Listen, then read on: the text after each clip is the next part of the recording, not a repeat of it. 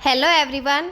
जैसा कि आप सभी जानते हैं कि हम डेली बेस पे द इंडियन एक्सप्रेस की जो इम्पोर्टेंट न्यूज़ होती हैं उनको कवर करते हैं। तो आज है 26 सितंबर और आज की हमारी जो इम्पोर्टेंट न्यूज़ रहेंगी वो होंगी standard chartered real times dollar settlement and rail आधारित अग्नि मिसाइल का महत्व और चीन का ग्रीन हाउस उत्सर्जन में कटौती का पहली बार किया गया वादा। तो आज की हमारी जो पहली न्यूज़ रहेगी वो स्टैंडर्ड जो चार्टर्स बैंक हैं या फिर जो CCIL बैंक है और जो ICAF जो SC बैंक है और जो IFSCA रियल टाइम्स जो डॉलर का सेटलमेंट है उस प्लेटफार्म को लॉन्च करने जा रहे हैं। ये तीनों बैंक जो हैं मिलके एक सेटलमेंट प्लेटफॉर्म को लॉन्च करने जा रहे हैं। तो जो ये सेटलमेंट है यानी कि जो रियल टाइम्स डॉलर सेटलमेंट का जो प्लेटफॉर्म है इसका क्या महत्व है फिर ये क्या है। जो डॉलर सेटलमेंट प्लेटफॉर्म है वो क्या होता है, डॉलर में होने वाली जो लेन देन होती है उनका हिसाब जो है वो यह तुरंत लगा लेता है। यानी कि जो सेटलमेंट प्लेटफॉर्म है इसके माध्यम से जो दूसरे देशों के साथ व्यापार होता है उसका जो लेन देन है उसको यह मिनटों में सॉल्व कर लेता है। और अभी तक यह काम जो है विदेशों में जो बैंक होते हैं उनका जो भी सिस्टम है उसके माध्यम से किया जाता था और अब जो है एक नया प्लेटफॉर्म रियल टाइम्स जो है इसको आसान बना देगा। यानी कि ये घंटे के काम को मिनटों में जो है वो कर देगा। और इसकी जो मुख्य संस्थाएं हैं इनको जो है कौन कौन मिलकर जो ये प्लेटफॉर्म है किसके द्वारा लॉन्च किया जा रहा है। तो यह जो स्टैंडर्ड चार्टर्स बैंक है यानी कि इसका एकमात्र पार्टनर बैंक है और जो CCIL IFSC जो LTED है जो LTD है जो कि क्लियरिंग और जो सेटलमेंट का काम करती है और जो IFSCA है यानी कि यह क्या करता है इसके जो नियम या फिर जो निगरानी है उन पर यह निगरानी रखता है। और यह जो प्लेटफॉर्म लॉन्च होगा यह कब होगा और कहाँ होगा। तो यह जो है जो गिफ्ट सिटी है गुजरात के अंदर गांधीनगर में वहाँ पर इसको लॉन्च किया जाएगा और 7 अक्टूबर 2025 के दिन जो है यह लॉन्च होगा। और अगर देखें कि इसके फ़ायदे जो है हमें क्या क्या मिलने वाले हैं तो यह क्या करेगा, पैसों को एक जगह से दूसरी जगह ट्रांसफ़र जो है वो जल्दी से कर देगा और यह जो है तेज़ और सुरक्षित लेन देन को रखेगा। भारत को बाहर के जो बैंक हैं उन पर निर्भर नहीं रहना पड़ेगा। जैसे कि अब तक क्या होता था, बैंकों के माध्यम से जो लेन देन होती थी उसका जो है वो ब्यौरा रखा जाता था, लेकिन अब भारत को जो है भारत के जो जो बाहर के बैंक हैं उन पर भारत को डिपेंड नहीं रहना पड़ेगा और भारत के जितने भी विदेशी बैंक हैं या फिर जितने भी भारतीय हैं वह जो है उन सब से जुड़ सकेगा भारत अब। और इसको लेकर कुछ चुनौतियां भी सामने आ रही हैं। जहां तक हम जानते हैं अगर किसी चीज़ के फ़ायदे होते हैं तो उसके नुकसान भी हमें झेलने पड़ते हैं। तो इसको लेकर क्या क्या चुनौतियां सामने आ रही हैं या फिर आ सकती हैं। तो जो साइबर सुरक्षा है या फिर हैकिंग से बचाव की जो समस्याएं हैं वो उत्पन्न हो सकती हैं। यानी कि जो डाटा है वो सार्वजनिक हो सकता है। जो विदेशी निवेशक हैं उनका भरोसा जीतने में भी मुश्किल हो सकती है क्योंकि स्टार्टिंग में कोई भी चीज़ जो है वो लॉन्च की जाती है तो उस पर भरोसा जो है वो कम ही किया जाता है और भविष्य में जो रुपये हैं उनमें भी ऐसा जो सिस्टम है वो बनाने में चुनौतियों का सामना करना पड़ सकता है। भारत के लिए अगर देखें तो जो ये ऐप है इसका क्या महत्व है, भारत को जो ग्लोबल फाइनेंशियली हब जो है बनाने की दिशा में यह एक बहुत बड़ा और इम्पोर्टेंट कदम जो है वो माना जा सकता है जो कि सिटी गिफ्ट की पहचान और जो मजबूती है वह और भी मजबूत हो जाएगी। जो ये पूरी न्यूज़ है इससे हमें क्या निष्कर्ष मिलता है कि जो रियल टाइम्स डॉलर सेटलमेंट का प्लेटफॉर्म है इससे क्या होगा, एक तो समय बचेगा। यानी बैंकों के माध्यम से होता था तो उसमें टाइम लगता था, यह घंटों का काम या फिर दिनों का काम जो है वो कुछ ही समय में कर देगा। और यह जो भरोसा है, यानी कि जो मनुष्यों के बीच आपस में भरोसा है, उसको भी बढ़ाएगा। और जो भारत की विश्व के स्तर पर जो ताकत है, वह उसका जो स्तर है वह भी बढ़ जाएगा। आज की हमारी जो दूसरी न्यूज़ रहेगी, रेल आधारित अग्निपी जो मिसाइल है उसका परीक्षण क्यों इतना इम्पोर्टेंट है। यानी कि जो रेल आधारित अग्निपी मिसाइल है, इसके परीक्षण हमारे लिए क्यों इम्पोर्टेंट है, या फिर ये क्या है।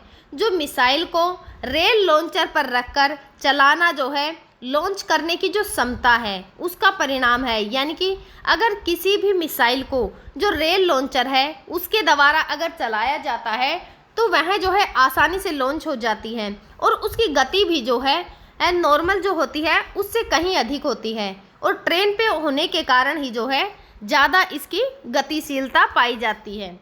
और इसके अगर फ़ायदे देखें कि इसके बेनिफिट क्या क्या हैं, तो दुश्मन के लिए ढूंढना जो है यह मुश्किल है, क्योंकि यह रेल पे लॉन्च होगा तो दुश्मन इसे जल्दी से जो है वो ढूंढ नहीं पाएगा।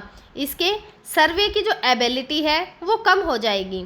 पहला हमला झेलने के बाद भी यह दोबारा जो है उसी से हमला कर सकता है, यानी कि हमलों को झेलने की क्षमता भी इसमें अधिक है।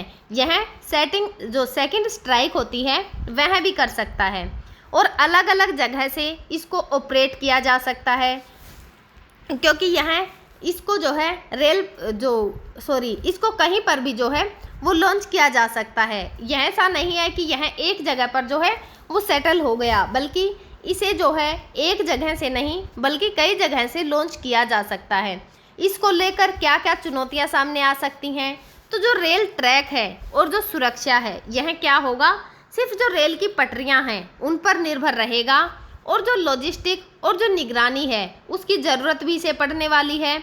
और दुश्मन द्वारा जो ट्रैक है उसको अगर नुकसान पहुंचा दिया जाए तो क्या होगा कि जो रेल पर लॉन्च होगा तो रेल नहीं चल पाएगी बिना पटरी के, तो जो ट्रैक है उसको भी दुश्मन जो है वो निशाना बना सकता है। जो रणनीतिक असर देखें कि इस पर रणनीतिक असर क्या पड़ सकता है, यानी कि जो स्टैटिक जो इम्पैक्ट है उसे देखें तो जो क्षेत्रीय संतुलन है उस पर इसका इफ़ेक्ट हमें देखने को मिल सकता है, और जो दुश्मन की रणनीति है उसे बदलने को मजबूर भी कर सकता है, और भारत की जो रक्षा की क्षमता है इससे और अधिक मजबूत जो है वो हो जाएगी।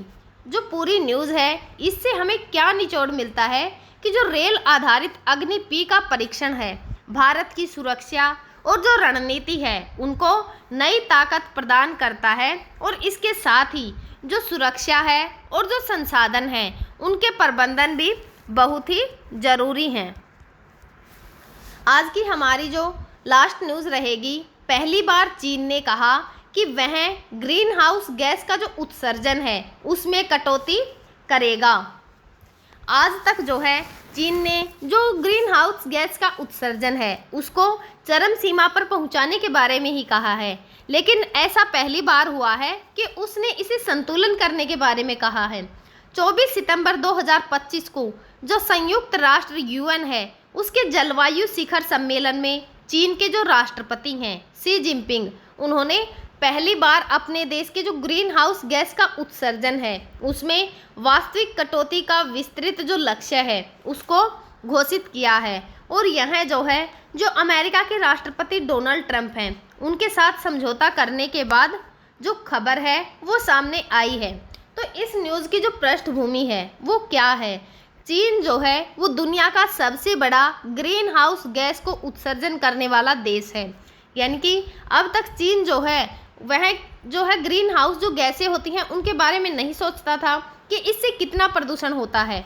वह सिर्फ जो है अब तक अपना जो आर्थिक विकास होता है उसको ही प्राथमिकता देता आ रहा है, और अब पहली बार ऐसा हुआ है कि चीन ने जो उत्सर्जन है उसमें कटौती का औपचारिक जो वादा है वो किया है।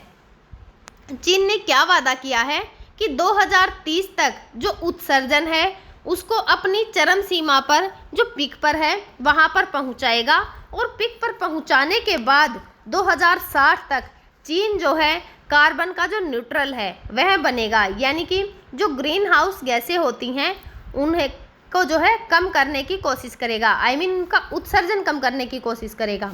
और जो कोयला है उस पर जो उसकी निर्भरता है, आई मीन जो चीन की निर्भरता कोयले पर है, कोयले की निर्भरता को वह घटाएगा और जो स्वच्छ ऊर्जा है उस पर ध्यान देगा। यह जो है जो चीन के द्वारा वादा किया गया है ये क्यों इम्पोर्टेंट है? तो चीन जो है अकेले दुनिया का 27% का उत्सर्जन करता है ग्रीन हाउस गैसों का। इसके लिए सिर्फ 27% के लिए चीन ही जिम्मेवार है। अगर चीन कदम उठाता है तो जलवायु के जो परिवर्तन हैं उनकी गति धीमी हो सकती है और जो अन्य देश हैं उन पर भी फिर इस चीज़ का दबाव पड़ेगा कि वह भी जो ग्रीन हाउस गैसें हैं उनको कम करने की कोशिश करेंगे। तो इनको लेकर चुनौतियां क्या क्या सामने आ सकती हैं? तो चीन की जो अर्थव्यवस्था है वह कोयले और जो भारी उद्योगों पर निर्भर है, तो तुरंत जो है चीन इसको कम नहीं कर सकता। आई मीन ऐसा तो नहीं है कि वह तुरंत ही जो वहाँ पर उत्पादन होते हैं या फिर जो कारखाने हैं उनमें जो कोयले का उपयोग होता है उसको एक साथ बंद कर देगा, ऐसा नहीं होगा। लेकिन जो ग्लोबल वार्मिंग है वो 1.5 डिग्री सेल्सियस से नीचे रखने के लिए जो है वो ज़रूरी है।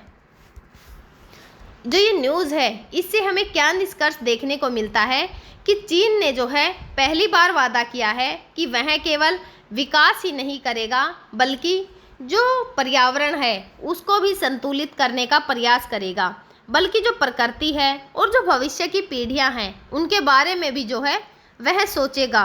और 2060 तक चीन का लक्ष्य है कि एक साफ सुथरा और जो कार्बन न्यूट्रल देश है वो चीन को बनाएगा।